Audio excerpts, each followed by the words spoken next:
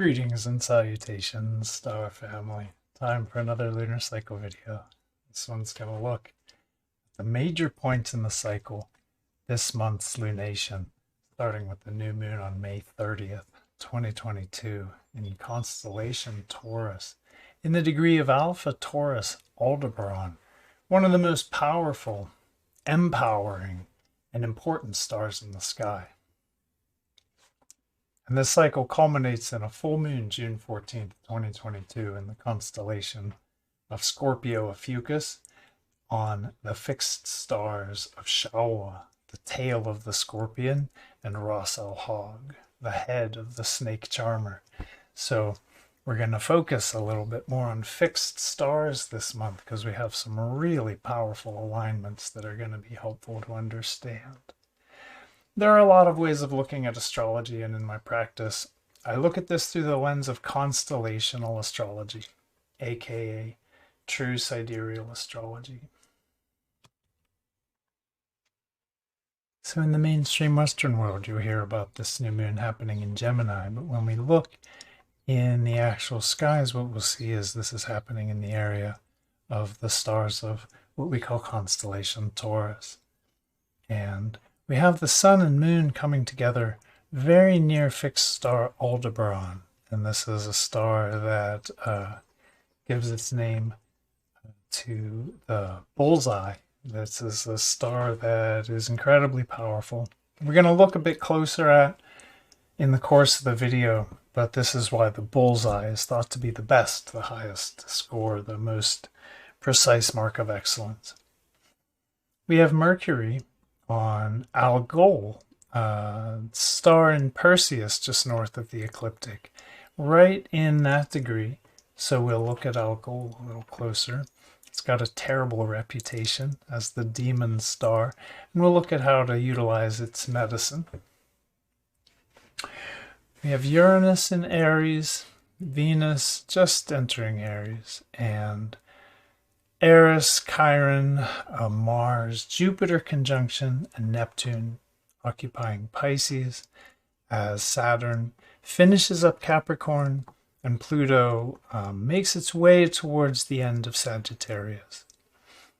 The lunar nodes are in the axis of Libra, that's the south node, and Taurus, just finishing up Taurus because the nodes move clockwise around the sky, unlike the planetary bodies which move counterclockwise.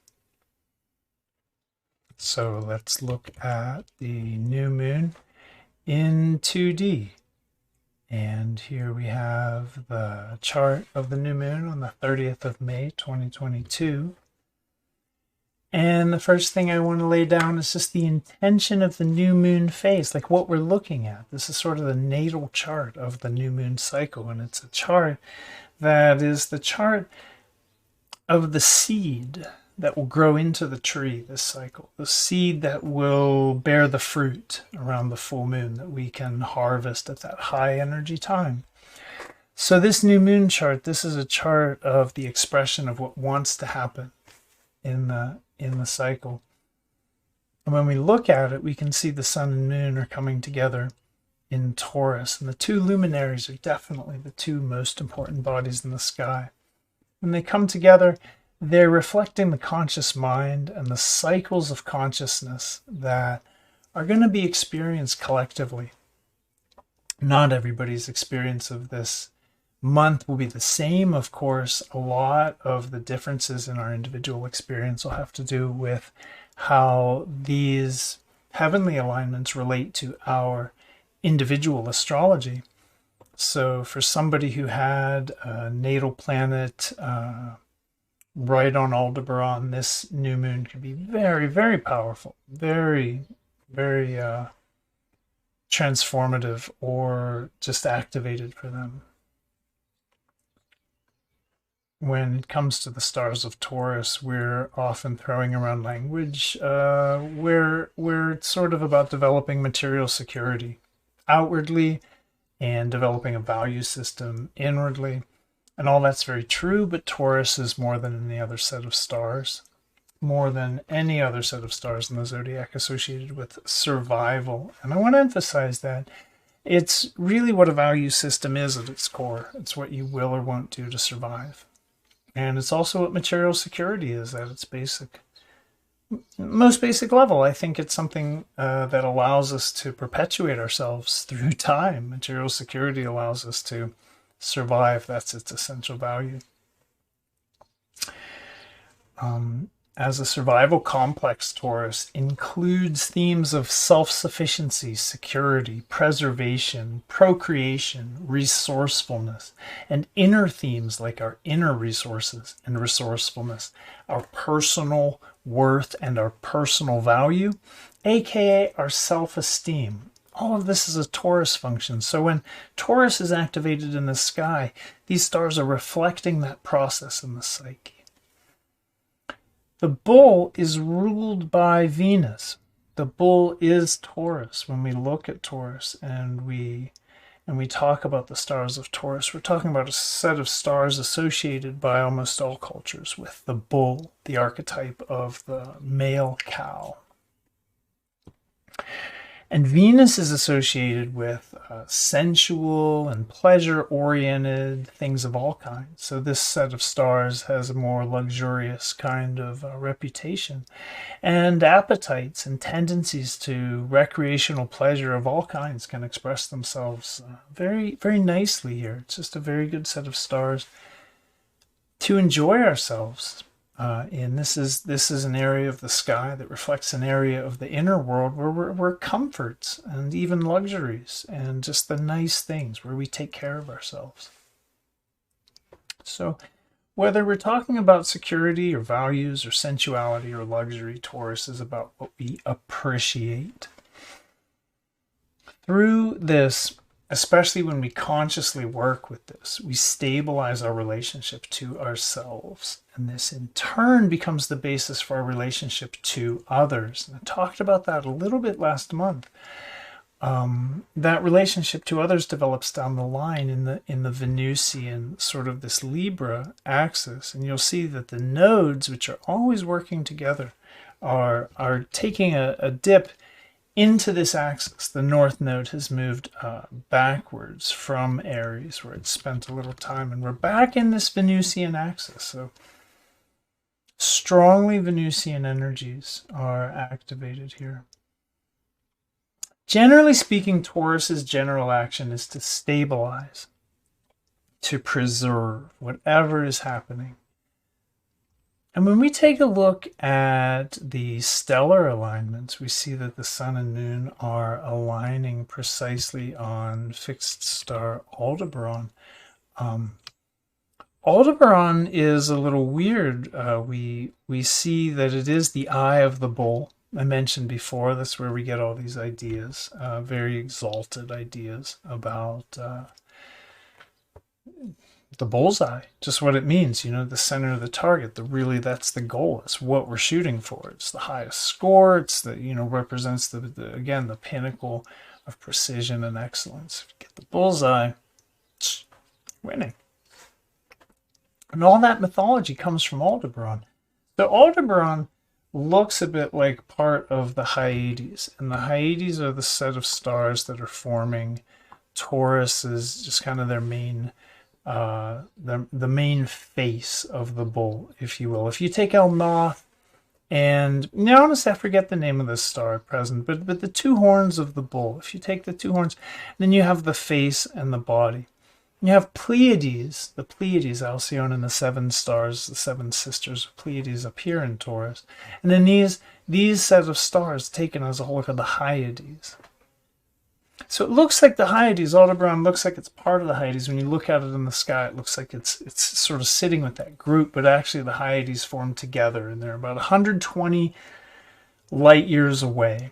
And the Hyades are twice as far from us as Aldebaran is. Aldebaran is about 65 light years away from the sun. And Aldebaran's over 400 times as luminous as our sun, but it's way cooler. It's far cooler. It has a surface temperature of 3,900 degrees Kelvin, as opposed to the sun's 5,800 degrees Kelvin. And Aldebaran has a radius of about 44 times the sun. And to put that into perspective, our planet would probably be a pixel on that screen. Our sun is dwarfed in size by Aldebaran, and even though it's much bigger than our sun, it is relative to the sun. It is 1.7 solar masses, which means it has the mass, not of many times of the sun, but only of 1.7x. So it's fluffy, less dense than our sun, and it's a star. Aldebaran has a surface gravity of 1.59 CGS. It's just a centimeter gram second. It's a unit of it's a standard unit of measuring gravity, and that's about 25 times lower than Earth's. Get it? This massive star, this huge star that dwarfs our sun. You would think, and stars are really weird. That's the point I'm trying to get across here. You would think it'd be like, whoa, it'd just be super powerful. 25 times less gravity than even Earth. That tiny pixel relative to this massive star. So it's got a gravity 700 times lower than our sun. And that's because Aldebaran has evolved off its main sequence stage of life. And yeah, I don't want to get too lost in astronomy here, but the main sequence stage of a star is a stage where the star is fusing hydrogen at its core. It's fusing hydrogen at its core, and this is what generates the energy of the star, fusion. And when it's exhausted its supply of fuel at the core, it leaves its what's called the main sequence, and then because of this, the star has like brightened and expanded as a result, but it's just in a different stage of its life than our sun. So when we think of stars, we have to consider the massive lifespan of stars and the great length of these stages that they go through, and the idea that at different stages stars can be radically just different to each other. I think that's the main idea. So when we drill down on this star Aldebaran and what it means astrologically, to the ancient Persians, it was one of the 4 royal stars. And there's some controversy about if that was an actual ancient Persian idea or more like sort of a newfangled kind of a Renaissance idea. But what we have is still something that holds water, that these stars were the most significant stars in the sky. Other cultures saw them as heavenly watchers, and other cultures saw Aldebaran in particular as like Buddha's star or God's eye or the star of illumination. And it was associated in the West with Michael the Archangel, commander of the heavenly host and divine spiritual protection, the highest. Again, you see this Aldebaran associated with the idea of the highest, the utmost, the most valuable, right? Mystically or secretly, the meaning of Michael the Archangel and the meaning of Aldebaran are actually the same. You could say that the Gnostics and the Christian mystics worshipped God in their way, but you could also say that much like the Hermeticists, the early alchemists, they lived in a world that was alive. It was very much wise and conscious. And this is a little hard for a lot of people, modern people, to understand. But the world, the ancient world to the mystic in these traditions was thoroughly infused with the awareness of the universe, There was nowhere that divine consciousness wasn't. Their sacred world was a place in which things like rivers or stones or stars could be alive, in the sense of being sentient, ancient, wise, and possessed of magical or spiritual agency. We're talking about a being here for all intents and purposes. In the case of Aldebaran, possessing a direct conduit to the highest, most subtle and sublime streams of energy, that stream of oneness itself, that mystical, esoteric non-duality, that impossible mystery that in the West we call God or Goddess or Source or oneness, spirit. Aldebaran is like the highest emissary of this. So this is deeply infused in the energies of the cycle this month. We have very holy, very divine, very righteous energies from this point of view. Astrologically, it has almost forever, as a star, been thought to be just eminently fortunate, just a very good star. It portends riches, honor, it lends power and insight to whatever it touches. And if you look it up, you'll often see that it's associated with eventual downfall. That's right, Aldebaran gets a sort of association with loss, misfortune, the crushing defeat. That's kind of partly accurate, so I want to look at that really closely. We'll need to understand exactly how and why Aldebaran can be associated with downfall if we're going to make a plan for this month. So let's look at that right now. It's true that Aldebaran gives fortuitous power. It just empowers whatever it touches. It gives the power to succeed. As a royal star, it's understood, as one of these 4 stars, it's understood to come with a test. So it gives power, but it's kind of watching. It's kind of watching to see what a person does with power, or what even a country or a company or anything. The power that Aldebaran gives comes with a test, and the test is of the nature of honor and integrity. Honor and integrity, and that's where we need to focus when it comes to Aldebaran. Not about downfall or will I lose the power, but about honor and integrity. And the power that Aldebaran gives actually itself attracts a situation where the challenge to the integrity and honor of the individual come. So it's actually the power itself. The power comes with a little magnetism that brings these situations. And it's a pass-fail situation. If we pass the test of integrity and honor, we can remain empowered. If we fail the test of integrity and honor, Aldebaran is famous for just crushing downfall. We can lose everything that we've been given, basically, if we fail the test. And all 4 royal stars are like this, and all 4 royal stars have a little bit of a different flavor, different test. And Aldebaran's flavor is around honor. So, have we done what's upright? Have we done what's dignified? Have we done what's noble? Have we taken the high road? Have we honored our commitments? Have we honored our responsibilities? Have we honored our principles? Honor. And integrity. Integrity is when our thoughts, our speech, and our actions line up. It's that simple. Thoughts, speech, actions, get them in one place, you have integrity. Get them in some different places, no integrity. It's that simple. That's a working definition of integrity that you could really, you have the option to develop it. It gets more complex than that, but honestly, you can keep it there. It's great. So this is really important to understand, this kind of nature of Aldebaran, because this new moon is right here at 1 degree 5 minutes approaching, and that's definitely within the degree of the orb of influence. We're right here. We're very closely connected. And this month, what might happen, what might express itself, could carry all of the aforementioned resonance and energies that Aldebaran is famous for. I'd like to turn my attention to Mercury, which is also on a fixed star,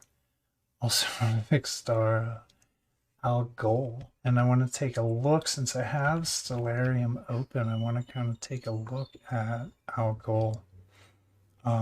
If we look up here in the Perseus constellation, we see the warrior Perseus holding the severed head of the Gorgon Medusa, and the main star, this bright star in her right eye, is Algol. And it is a bit north of the ecliptic. We can see here's Aries, here's Pisces. So yeah, it's not, it's not a critical star like Aldebaran where planets are literally passing right over it, directly over it. But it is close enough to the ecliptic that I have seen this star make a pretty interesting difference on a lot of occasions. So I want to talk about it. We can talk about Algol. Algol has always had a horrible reputation. You might hear about this as the demon star, or the head of the demon. In Arabic, it came from Ras Al Ghul, the head of the demon. That's what that means in Arabic. In Old English, it was the devil's head, the specter's head. Old Hebrew called it Satan's head, but Old Hebrew also called it the Lilith star. And when we get back to the Old Hebraic knowledge, we start to see some of the beginnings of monotheism. We start to see some of the beginnings of patriarchally rearranging mythology, including sidereal mythology. And this is a clue, the Lilith star. It's an interesting twist to the mythos in which we see a lot of power and potential. We have to go way back. We have to go back to the ancient roots of the star to tap into anything other than the idea that it's associated with misfortune, downfall, it sucks, don't get close to it. It's a star associated with obstacles, darkness, adversarial conditions, deception, attachment to the physical world, basically everything bad in the eyes of the church, interestingly enough.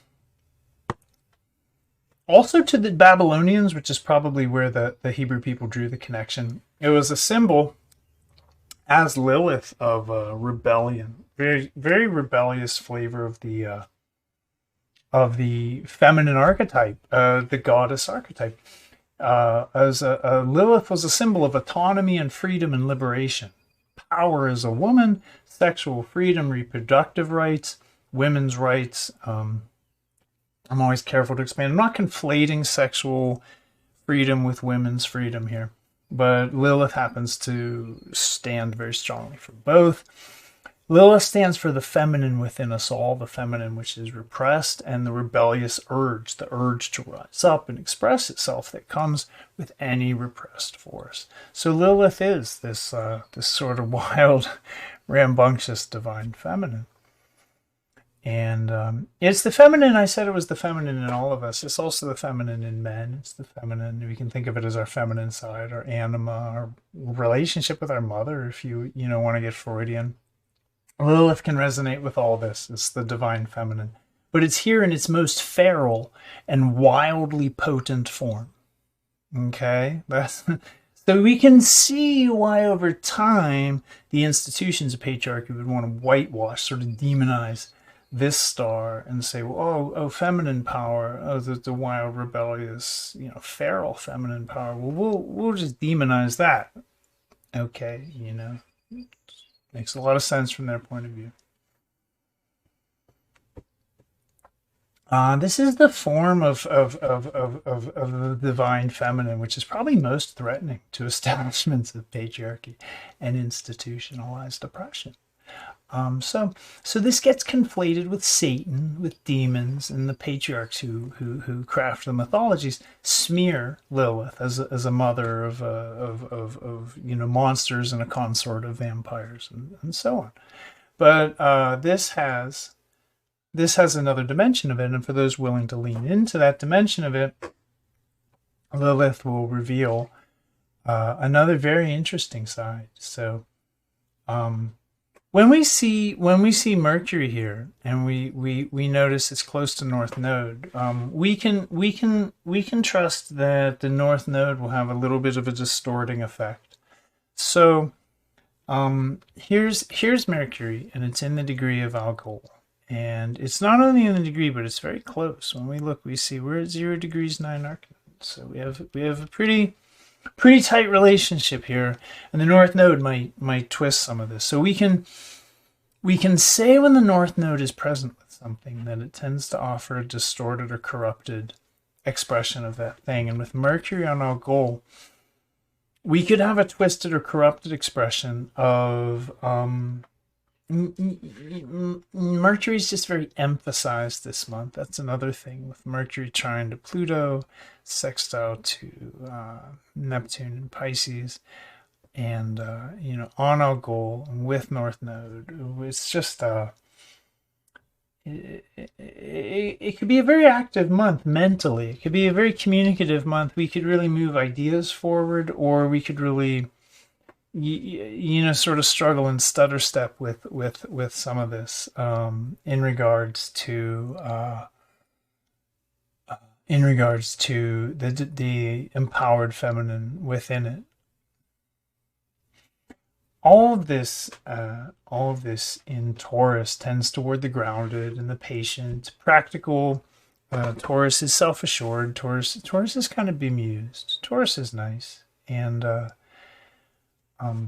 all of this could lead to situations which demand a lot of mental activity or communicative ability, just because the Mercury is so activated, and the square to Saturn, which Mercury is exhibiting, which I didn't talk about at all, is something that is a classic sign of mental and verbal activity being restricted and inhibited, maybe opposed. So we do have a classic signature of activation of the mental aspect, the communicative aspect, as well as the classic signature of the sort of pushback to that. And that square to Saturn sort of mirrors what we were experiencing last month. We had a lot of Saturn squares, if you remember last month's new moon. I don't want to get lost on that, but if you remember, Saturn squares are nothing new. So we continue that theme. We bring it into this month with a Mercury square to Saturn. Another thing that's really worth understanding about this new moon is the Jupiter-Mars conjunction in Pisces, and that's an orb of Neptune, the ruler of Pisces. And Jupiter-Mars is basically power. I mean, just in one word, it's kind of like it favors boardrooms. It favors like hustlers and ballers and big people who take risks and make bigger moves. But in Pisces Pacific qualities are going to balance some of the more like just kind of takeover kind of qualities that Jupiter Mars can have. With Jupiter you expand, and with Mars you have that aggression, so Jupiter can expand the aggression of Mars. But in Pisces, the Pacific, just mellow, chilled out, recognizing the spiritual, the kind of like peaceful, cool, hippie qualities of Pisces can come to bear on that power, that expression of power. And what we can have is like a charm, a charisma, a great confidence, and just the love of like living life to the fullest. That could really be heightened this month. Jupiter's strong in Pisces. Neptune's the ruler of Pisces, and Mars is as an inner planet, just having a lot to do with what motivates us, what excites us, what just gets us out of bed and gets us going. So. It could really be a time with like the power of the Sun and Moon on Aldebaran and the power of the Jupiter-Mars conjunction affecting some of us more than others. It could just really be a very driven, very just high energy cycle. It really has the potential to be that. When we look at this and we kind of break that all down, everything I just said, just to put it in one sort of quick place, Taurus is going to provide the effect of stabilization. So what is exactly being stabilized? Well, anything that arose last month out of the eclipses in Aries, right? Anything that arose last month is going to start a 6-month cycle. So this moon in Taurus is going to stabilize the ideas that emerged. Even if we weren't able to really hit the ground running last month, this month is a chance to really set some of those foundations. The Sun and Moon are connected to Mars and Jupiter favorably by a sextile relationship. It's actually some of the only relationships that the Moon is making this month, except for the Sun. By conjunction, it's relating to Mars and Jupiter. And that gives rise to confidence and charisma, and we could find ourselves just very consciously empowered by Aldebaran's special blessing. And I think that as long as we recognize that special test of integrity and honor that Aldebaran always carries with its power, that we could do very well this month to line up something good for ourselves in our intentions and our flow with all these energies. So moving on to the waxing quarter moon. We're looking at June 7th. Right now, this is a chart of the waxing quarter, which means that the moon is square to the sun. And the intention of this is a time of waxing energy, of rising energy. It's a time of work where we're working towards the goal we set at the new moon, where the things that came into kind of fruition as ideas at the time of the new moon are like building themselves up to fruition at the time of the full moon. And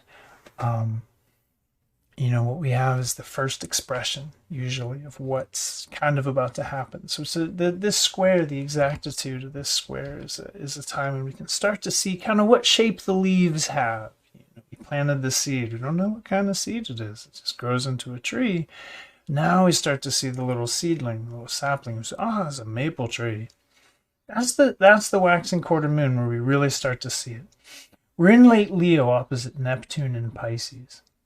Yeah, the moon is in late Leo opposite Neptune in Pisces. We have a really close trine to Venus. Just going to make things nice. Moon trines to Venus are very sweetheart oriented, very kind of loving energy, very just like tolerant, appreciative energy. And moon trine to Uranus, which is actually even closer, very close. Sun is semi-sextile and moon is trine to Uranus, 9 arc minutes. This could really bring a taste of innovation, and this Venus-Uranus activities all backed by the stars of Aries, where moon is backed by stars of Leo. So it's really emphasizing the fire element.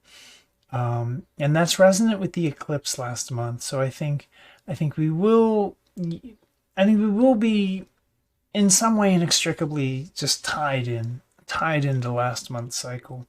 In a way, this month's cycle sort of emerges out of it.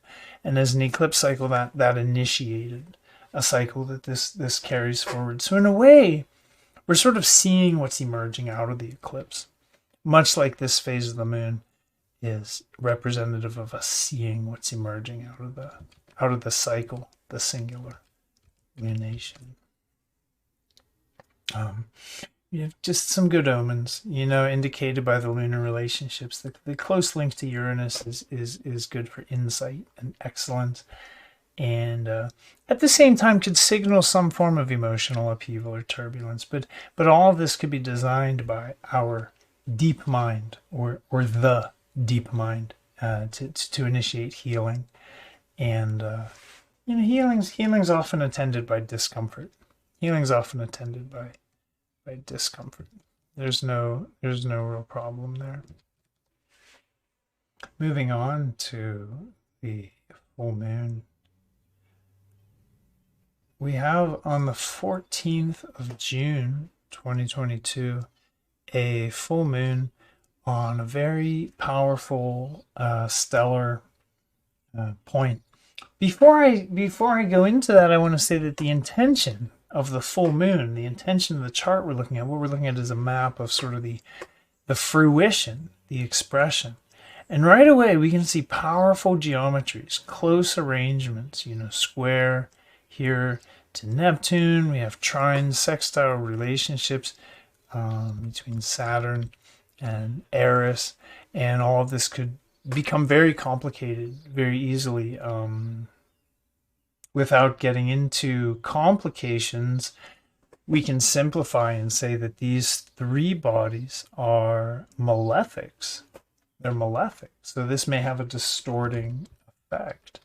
And what's distorted is basically the experience, the conscious experience signified by sun moon. We have the sun on a fixed star called El Na. That's the horns of the bull. We have the moon on Ras Al Hog, the head of the snake charmer, the head of the serpent bearer, the most important star in constellation Ophiuchus. And we also have it in the same degree as the tail of the scorpion. We have a degree of the sky here in Scorpio Ophiuchus, which is marked by closeness to two stars. Now here's the scorpion, and here's the tail, and you can see this first star, the brightest star, is Shalwa, sort of the poison sac, if you will, of the scorpion's tail.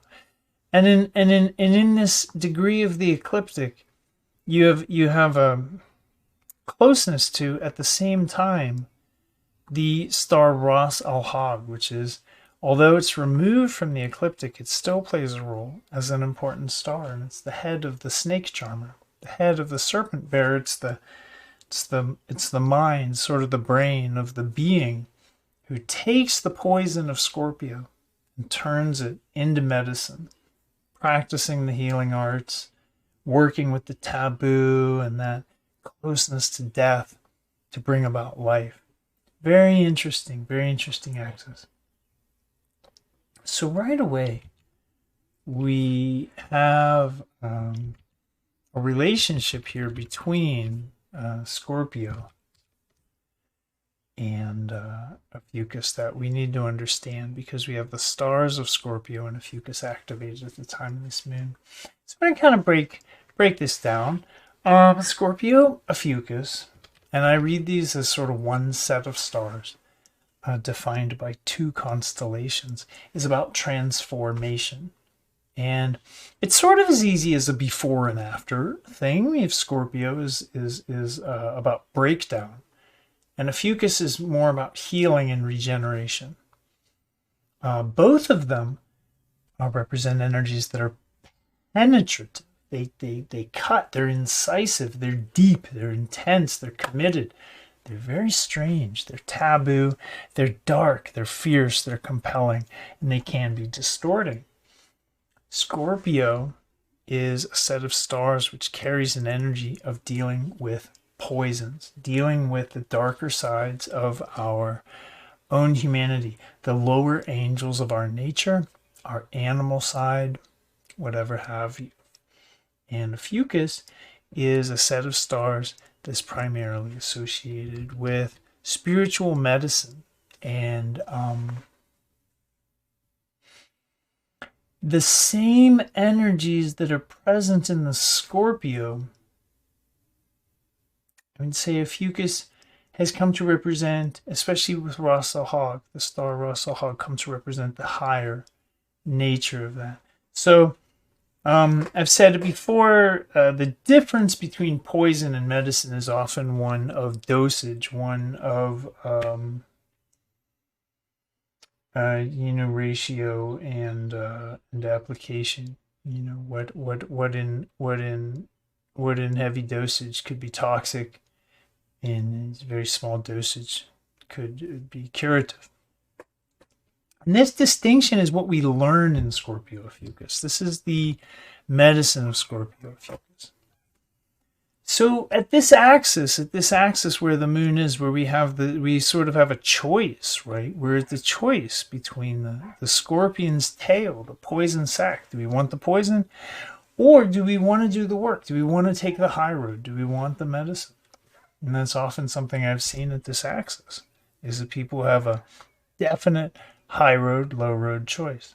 So we could deal with these themes. We can very easily deal with these themes. Collectively, individually, you could take any expression. These are the transits, so they'll take a different expression for everybody. But yeah, this is the axis that the moon is on for the fullness of it. So it's very good to understand this. This full moon could be about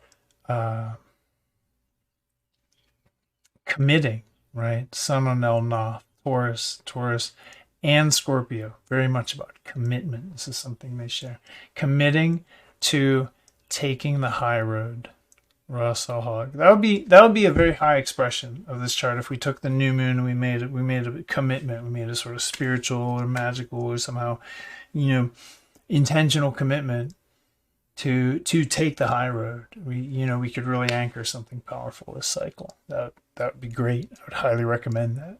Obviously, we could take action. This is El Na, the star of the sun is on the horn of the bull. This is a very action-oriented star, the horns of the bull. We could take action to transform ourselves or our situation, right? That's Scorpio Fucus, in accord with our highest intentions. And that's Aldebaran. Going back to the new moon, the original intention of the cycle was that this highest, utmost, very, very, very high intention of Aldebaran be expressed, the watcher of the east, Michael the archangel, and all of these like exalted ideas. This full moon could manifest. Another way to look at the combination of these energies could be that we're faced with a choice, right? That's the Shaula Ras Al Hag axis. We could be faced with choices, again, collectively, individually, all of the above.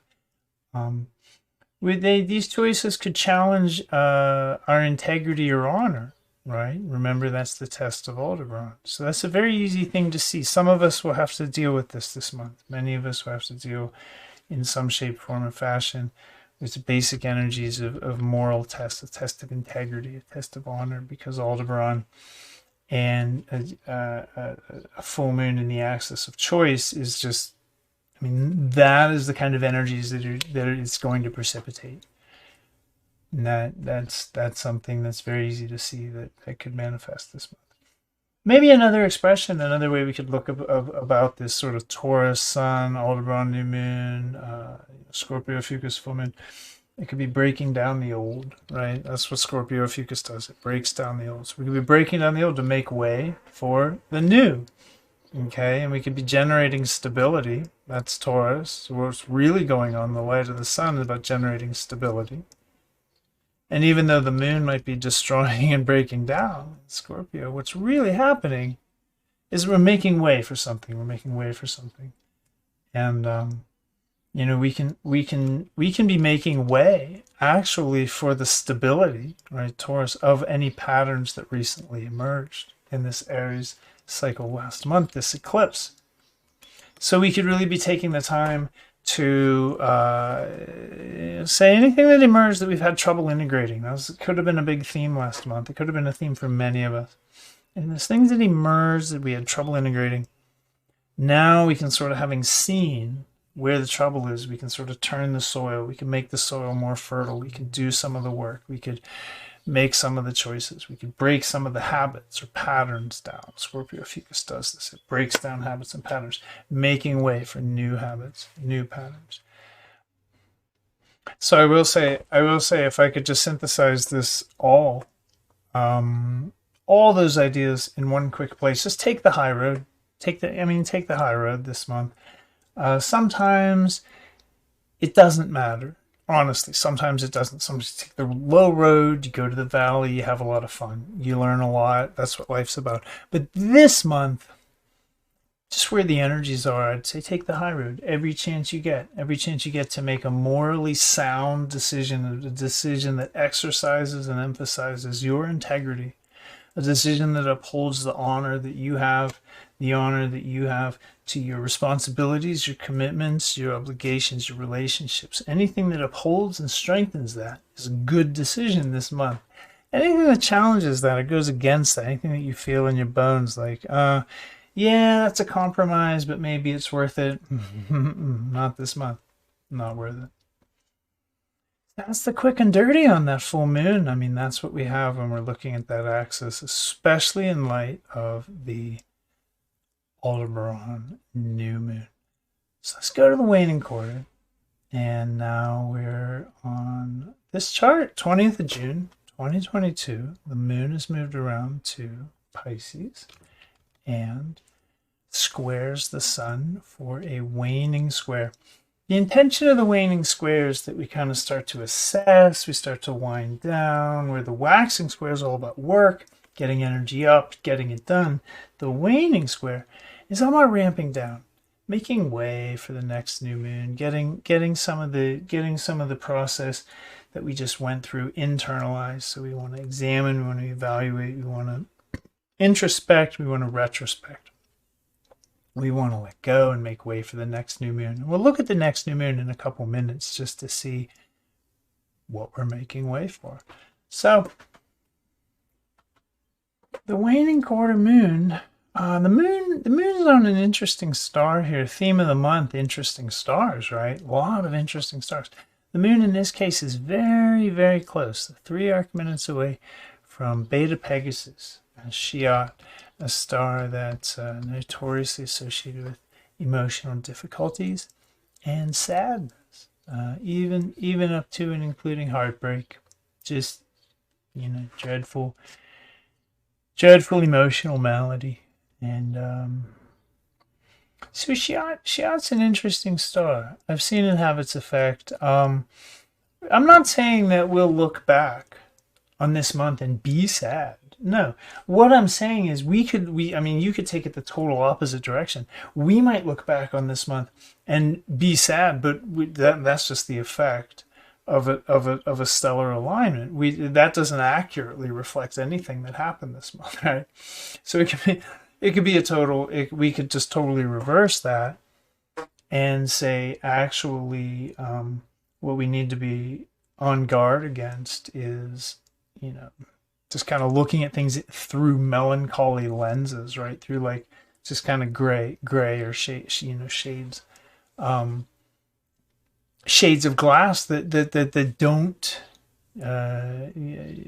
display reality as it is,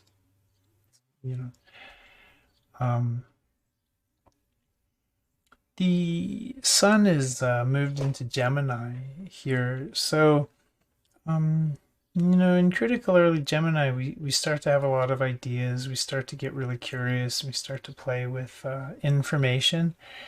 And the moon will be reflecting that light.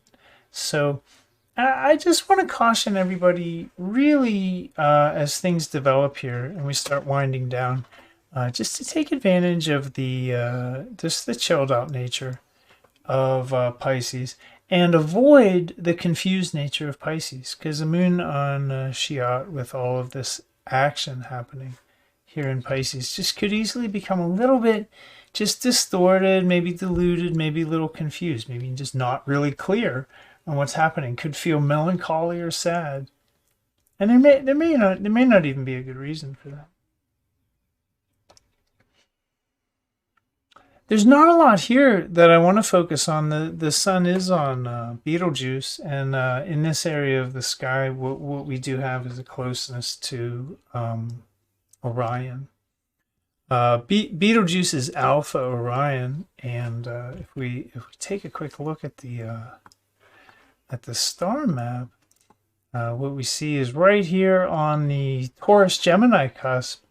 We do even have the sort of sword or the club or the arm of Orion, the hunter, actually up in the ecliptic. Another constellation like Ophiuchus that reaches into the ecliptic band, and actually like Auriga, and Ophiuchus was. The stars were acknowledged by various ancient people, the Babylonians, for example. From whom we inherit so much, so much astrology. They read Orion. And El Nath, where the sun is for the full moon. Now this chart we're looking at we're back to the new moon, actually, when we look at the star map. But for the full moon, sun's on El Nath, and El Nath was considered part of Auriga. It's actually still considered an honorary part of Auriga. So in the old Babylonian reckoning, Auriga and Orion were sort of taking up this area of the sky. It was a little bit different area to them than we understand it today. But I digress. And I will also move on. And here we have the next new moon, 28th of June, 2022. And the sun and moon are meeting here at 8 degrees of constellation Gemini. They will be on a star, Mersum, but it's not an overly important, impactful star.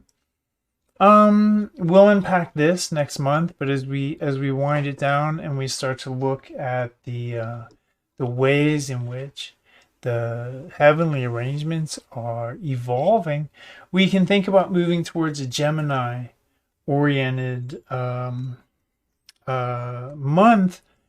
So in short, this month, this Taurus month, energies are going to be more naturally on consolidation, stabilization, sort of settling, stabilizing, building a foundation.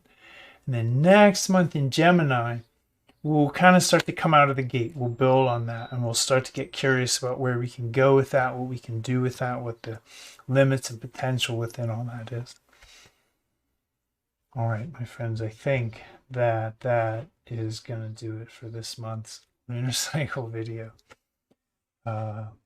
As always, thank you for watching. If you like this video and you like my channel, I encourage you to do all the YouTube stuff.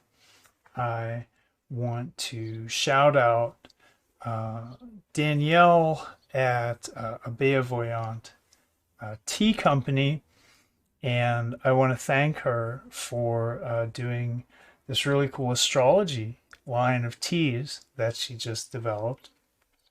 I just really appreciate this local business, and I want to promote a Beavoyant. I want to shout this out. I'm going to put the website up on the screen. I'm going to link. If you like good teas, and she's not paying me to say any of this, I just like good teas. If you also like good teas, we're talking like organic, top tier, very well curated tea selection, a great selection of well-sourced, high-quality tea. Check it out, a Beavoyant. I'll put the website up. Yeah, so she's doing a little local thing to just sort of promote me. I wanted to shout her out on this video. That should be it, everybody. My love to you all. Thank you. I'll see you next month. And please do join us on Facebook at the Sidereal Revolution for people who are studying and practicing in the constellational tradition in this way. We kind of get together and explore. I think that's it. All right, everybody. Ciao. Ciao for now. Bless you.